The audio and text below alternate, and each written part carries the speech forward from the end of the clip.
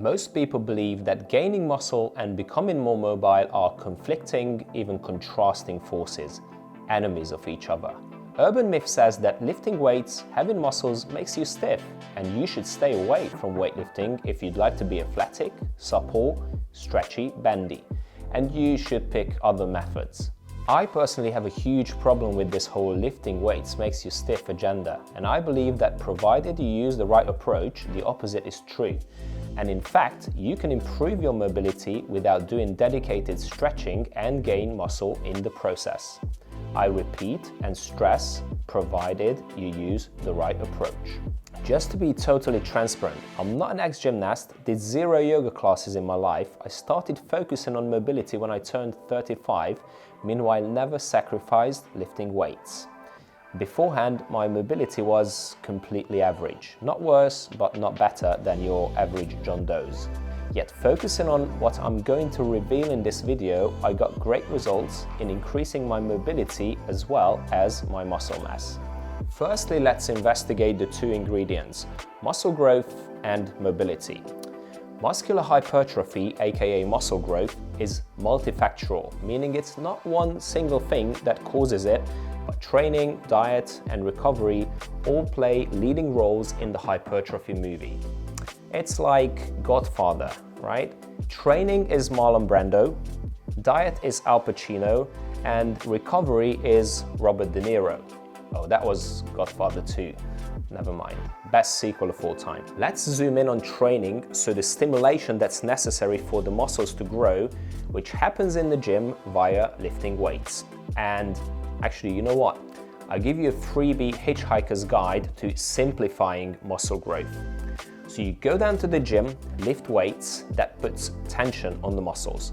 As they contract against resistance, micro tears occur that your body has to repair and build the muscles stronger and bigger.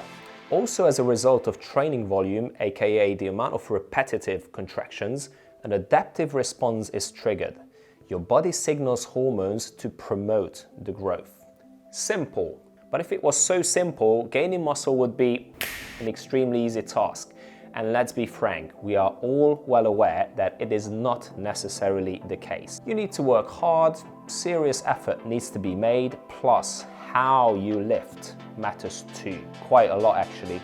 Technique, tempo, muscle-mind connection, and finally, here we are, range of motion matters too. But what is range of motion? It is the totality of movement that your joints or muscles are capable of doing. Take it this way. Somebody who's really stiff has very limited range of motion, and somebody who's supple, bendy, and athletic has superb range of motion. It is generally accepted that using a greater range of motion in strength training exercises results in promoting more muscle growth compared to shortened partial repetitions. That is a very common sight in gyms all around the world. So if we increase range of motion whilst we keep all other training variables constant, such as intensity, volume, frequency, we are very likely to end up having bigger muscles. Now, let's examine mobility a bit as well. So first of all, although they are used interchangeably, mobility and flexibility are not the same. Flexibility refers to the ability to lengthen the muscles and joints passively through a range of motion with no or limited control, whilst mobility is active, so you need strength and control through the range of motion that is expressed. Make sense? So flexibility, passive, for instance, static stretching. Mobility, active, coordinated, controlled, and strong. Just think of gymnasts performing a routine. They need to be flexible, just as Donald Trump's hairpiece is or attorneys, but also strong as the nervous system of the US citizens in the next 4 years.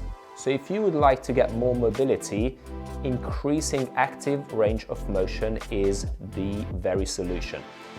The cross-section, the common ground, the holy grail of bigger muscles and mobility, therefore, is focusing on progressively increasing active range of motion. Let's have a look at some practical examples via two evergreen exercises that are extremely popular and rightfully belong to the Exercise Hall of Fame. Back squats for lower body and dips that are also called squats for the upper body. Both exercises have a standard, basic version of roughly 90-degree joint angles. In terms of squats, this means that hips and knees are level at the bottom position.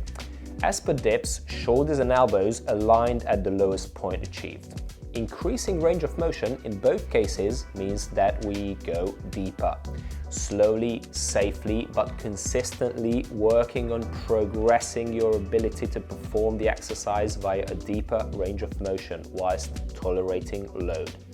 This results in stimulating the target muscles more in the lengthened position. That is a huge driver for hypertrophy, and the muscle is forced to stretch more under the load, whilst it needs to be very active in the position to contract repetition after repetition after repetition. So we end up improving both muscle growth and mobility. This beautiful symphony of hypertrophy and mobility is my solution to your problem in case you'd like to choose both at the same time. I recommend you to shift the paradigm from focusing on adding more weight to the bar onto adding more range of motion. Only progress one at a time, either adding more range of motion or more weight, step by step. Stay safe, be smart, then you even get a massive extra benefit on the long run, which is injury prevention. Now, which one do you struggle with more, muscle growth or mobility?